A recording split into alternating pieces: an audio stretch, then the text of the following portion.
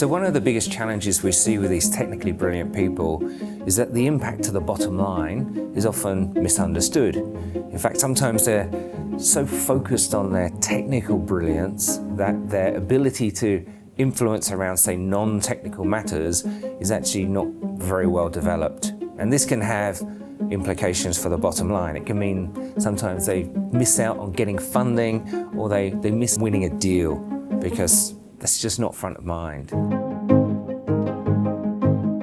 Do sponsors ever question the investment in the engaging executive?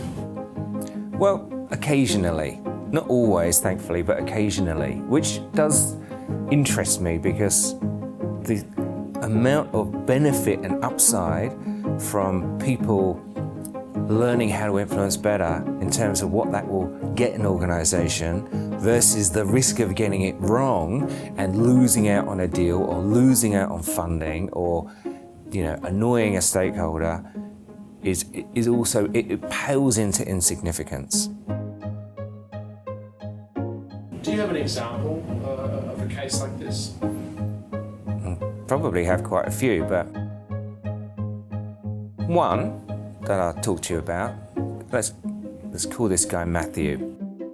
He was a very, very intelligent, very articulate, very thoughtful person, also very introverted. Now, whilst he had a brain the size of a planet, quite often when he would go to meetings which were, if you like, a little bit high tempo or a little bit sort of, let's just say there's a little bit of backwards and forwards, he would often not have his voice heard. He'd get talked over, or he'd feel like he was behind the eight ball and the conversation was moving too quickly for him.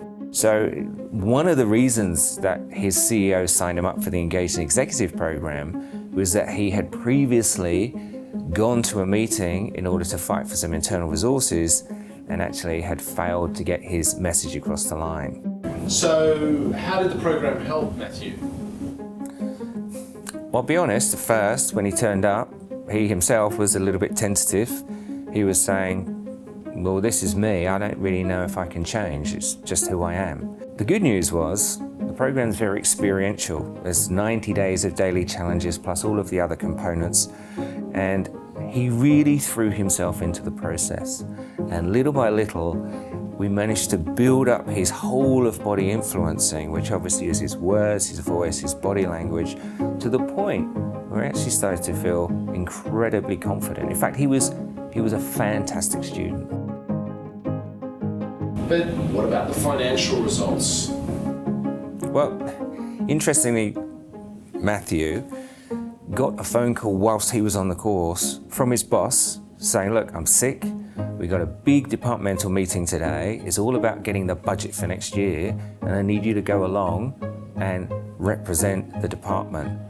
Matthew, of course, got into a little bit of a fluster, got onto the phone, spoke to one of our coaches at the Engaging Executive, and then felt fully armed to go in. Well, guess what? He put into place everything that we taught him, and he got the budget after quite some backwards and forwards, but he walked out with exactly the result that he wanted. Now, the interesting thing was, a couple of days later, once his boss had got back to work, the boss called him in to find out how it went. And Matthew walked into the office, looked his boss in the eye, and said to him, that course just paid for itself.